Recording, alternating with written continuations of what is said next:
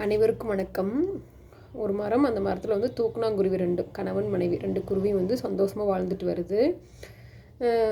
ஏற்கனவே கூடு கட்டியிருக்குது 2 குருவியும். இருந்தாலும் இன்னும் கொஞ்சம் வந்து நல்லா கட்டிக்கலாம். ஏன்னா மழை காலம் ஆரம்பிக்க போது கொஞ்சம் நாளில் இப்போயே வந்து நல்லா கட்டிக்கலாம்னு சொல்லிட்டு ஆண் குருவி பெண் குருவி விடாமுயற்சியுடன் வீடு கட்ட ஆரம்பிக்கிறாங்க.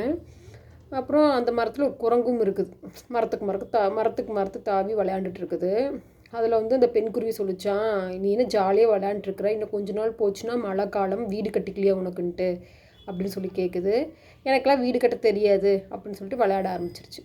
அப்போவே வந்து ஆண் குருவி என்ன சொல்லிச்சு அப்படின்னா பெண் குருவிக்கிட்டே, வேண்டாம் நீ அதுக்கெலாம் வந்து அறிவுரை சொல்ல வேண்டாம், நம்ம வேலையை நம்ம பார்க்கலாம் அப்படின்னு சொல்லிட்டு வீடு கட்டத்துலேயும் மும்முரமாக இருக்கிறாங்க. பெண் குருவி கம்முன்னு இருக்காமல், சரி இதுக்கு அட்வைஸ் பண்ணி பார்க்கலாம் அப்படின்னு சொல்லிட்டு குரங்கு கூப்பிட்டு, இங்கே பாரு மழைக்காலம் வரப்போகுது, இப்போ இருந்து முயற்சி செய்ய, நீ அழகாக வீடு கட்டிக்கோ, மழையில் நனைஞ்சால் சளி பிடிக்கும், அப்புறம் நீ என்ன பண்ணுவ, உனக்கு நான் நல்லது தான் சொல்கிறேன் அப்படின்னு சொல்லிச்சு. அந்த குரங்கு கண்டுக்கல, வந்தால் பார்த்துக்கலாம் அப்படின்ட்டே இருக்குது. அப்புறம் இந்த தூக்கணாங்குருவி 2 பெண் குருவி ஆண் குருவி 2 அழகாக வீடு கட்டிக்கிச்சு. பார்க்குறக்கே அவ்வளோ அழகாக இருக்குது. அப்புறம் மழை காலம் ஆரம்பிச்சிருச்சு. கனமாக மழை பெய்யுது. அந்த குரங்கு குளிரில் நடுங்குது.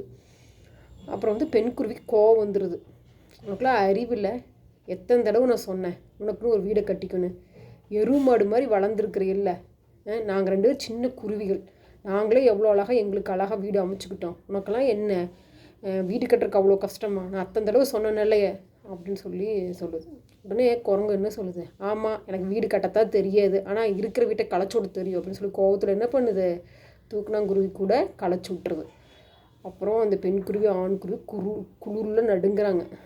ஆண் குருவி சொல்லிச்சான், உனக்கு எதுக்கு தேவையில்லாத வேலை, நாம் உண்டு நம்ம வேலை உண்டுன்னு இருந்திருக்கலாமில்ல, உங்கள்கிட்ட வந்து இந்த குரங்கு அறிவுரை கேட்டுச்சா, மற்றவங்க கேட்காம நம்ம யாருக்குமே அறிவுரை சொல்ல வேண்டிய அவசியம் இல்லை அப்படின்னு எடுத்து சொல்லுது.